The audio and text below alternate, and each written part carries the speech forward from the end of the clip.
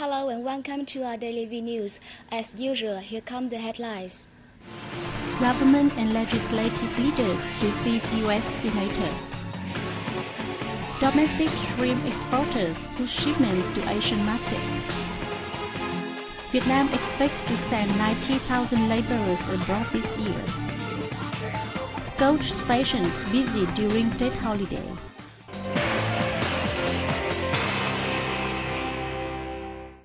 Prime Minister Nguyễn Tấn Dũng has said Vietnam considers the U.S. to be one of its leading partners and wants to bring the two countries' relations to a new high. While receiving a group of U.S. senators led by Senator John McCain in Hanoi on January the 19th, Dũng underlined the necessity for both sides to further cooperation in economics, trade and investment. The Prime Minister proposed the U.S. senators urged their government to soon recognize Vietnam's market economy and grant the generalized system of preference to Vietnam. He also suggested both countries cooperate in dealing with the consequences of the war, particularly with Agent Orange dioxin victims, and proposed that the U.S. assist Vietnam in coping with climate change and rising sea levels. The U.S. senators, who are on a 3-day visit to Vietnam until January the 20th, voiced their support to both countries to raise bilateral ties towards strategic partnership and beef up cooperation in economics, trade, education and training, and humanitarian cooperation. At a reception for McCain in Hanoi the same day, National Assembly Chairman Nguyễn Sinh Hùng said that in addition to trade and investment, Vietnam and the U.S. need to further promote ties in science, technology, culture, tourism, environmental protection, defense, and security. Hùng stressed the need to promote exchanges between the two countries' legislators at parliamentary forums in the region and the world, creating more favorable conditions for people-to-people exchanges and increasing understanding between the two nations.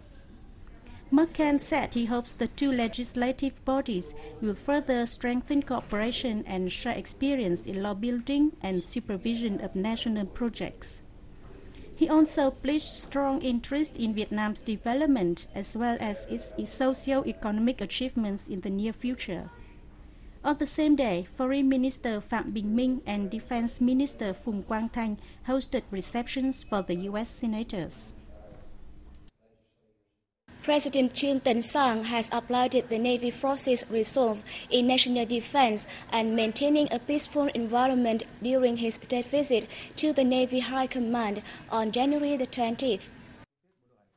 President Sang said, through activities to raise public awareness of sea and ice flood sovereignty, relations between the public and the Navy forces have been tightened, and Vietnamese Navy forces' prestige in regional forums has been heightened.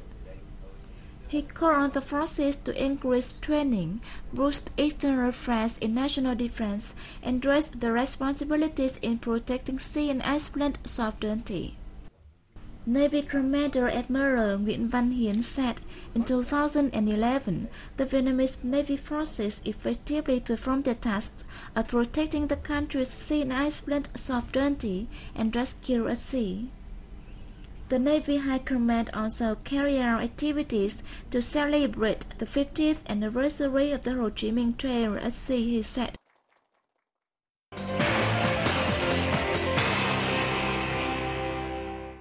Domestic shrimp exporters will boost their shipments to Asian markets this year as seafood consumption demand was forecast to surge in the region. General Secretary of the Vietnam Seafood Exporters and Producers Trương Bình Hòa said that China, Japan and the Republic of Korea will be promising market for Vietnamese shrimp exports this year, with an anticipated declining demand in the EU and US markets. Having exported to 91 markets worldwide, shrimp is the biggest earner among exported seafood, earning the country $2.4 billion last year, up 13.7% over the previous year. The Ministry of Agriculture and Rural Development targeted $6.5 billion of earnings from seafood exports this year, $2.5 billion of which will be from shrimp exports. A price stabilization program implemented by Ho Chi Minh City has helped reduce the consumer price index (CPI) growth rate in Ho Chi Minh City, a senior or local official has said. Nguyễn Thị Hồng, Deputy Chairwoman of Ho Chi Minh City People's Committee, said the program began 10 years ago as a call for enterprises to have sufficient supply of goods for the Tet Lunar New Year festival. It has since developed into a general program to stabilize prices of essential goods and ensure consumers get quality goods and reasonable prices.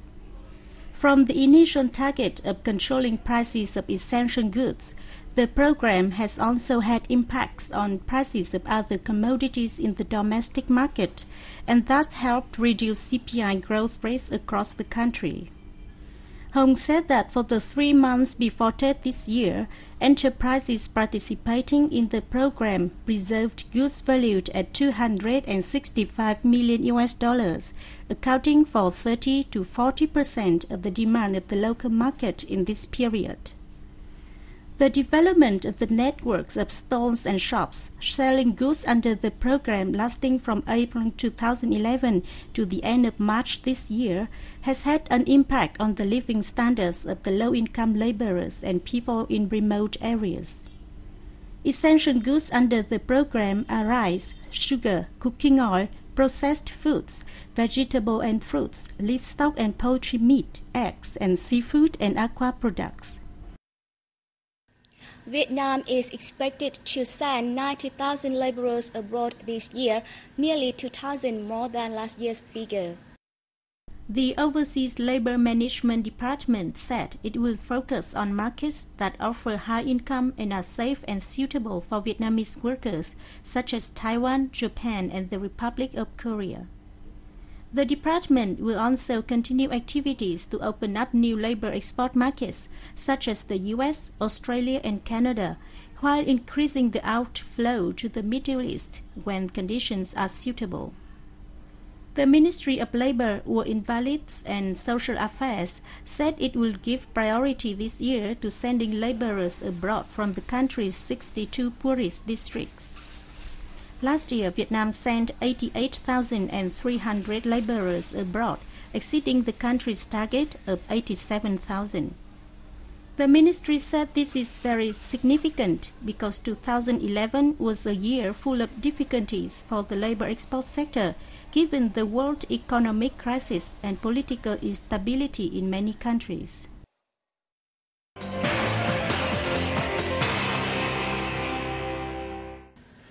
The Korea International Cooperation Agency held an exhibition featuring the land, people, and culture of Vietnam in Gyeonggi Province, the Republic of Korea, on January the 18th.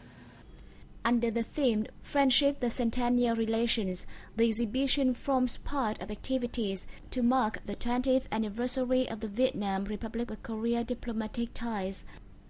The event was honored with the presence of President of the Korea International Cooperation Agency, Park Dae-won, and Vietnamese Ambassador in the Republic of Korea, Trần Trọng Toàn. The exhibition is organized on the occasion of the 20th anniversary of the Vietnam Republic of Korea diplomatic ties, which selected Vietnam as the first country in the chain of exhibitions in 2012, since the two countries have conducted many cooperative programs. The exhibition helps Korean people better understand Vietnam, especially at a time when the country receives the largest amount of official development assistance from the Republic of Korea, and the two countries' relations have been elevated to the strategic partnership. The visitors will have a chance to enjoy Vietnamese traditional songs staged by Vietnamese artists. Within the framework of the exhibition, there will be a workshop introducing traditional culture and the unique cuisine of Vietnam. The display will last until April the 28th. On the days when the Tết holiday is approaching, coach stations in Ho Chi Minh City become very crowded and busy to serve a huge number of passengers who plan to gather with their family on the special occasion. The Miền Đông coach station on January the 13th, 4 days prior to the Year of Dragon, transported 50,000 passengers to southern, central and northern regions, 30,000 more than on normal days, according to the station's management board. I want to catch a bus to Tây Sơn district in the central province of Bình Định. The bus was scheduled to depart at 10 a.m. However, when we came here, the bus owner said the departure time was 5 p.m., so we have to wait until the bus comes to pick up us. The way home offers many hardships for people who have to work far from their family. However, those who can finally get a ticket are still luckier than others without a ticket. I have waited in hopelessness for the bus from 9 a.m. because I cannot buy a ticket, but I have tried to wait until I can get a ticket to return home. Thượng Thanh Hải, Deputy Director of the Miền Đông Coach Station, said his station has contracted to rent hundreds of buses to increase the capacity of transporting passengers for Tết. The station has about 3,500 buses with nearly 2,000 departures each day. And that's the end of our program. Thanks for joining us and have a nice weekend.